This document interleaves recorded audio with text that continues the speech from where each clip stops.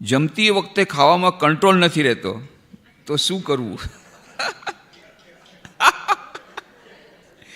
બહુ સરસ પ્રશ્ન છે. ભોજનની આસક્તિ કેમ ઓછી કરી શકાય?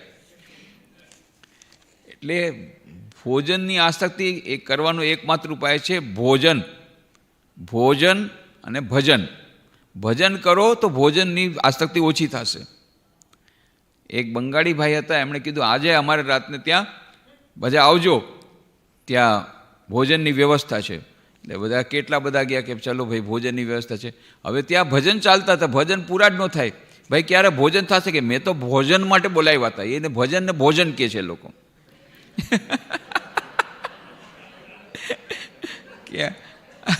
આ ભોજન કે લીએ અમારી આના ભોજન એટલે ભજન. એ લોકો ભજનને ભોજન કે બંગાળીમાં. તો તમે ભજન કરો તો ભોજન ઓછું થાય. તો આ તો બધાએ તમારે પોતાને જોવું પડશે.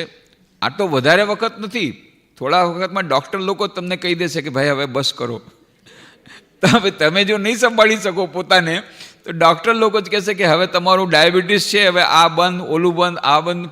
અને જો બધું ખાવાનું ચાલુ રાખવું હોય, સ્વાસ્થ્ય માટે પણ, આધ્યાત્મિક સાધનાની વાત અલગ રહી, સ્વાસ્થ્ય માટે પણ તમારે એ ભોજનની ઠીક છે થોડીક નિયંત્રણ કરવું પડે. અને એના માટેનો ઉપાય છે where there is a will there is a way. Where there is no will there is no way.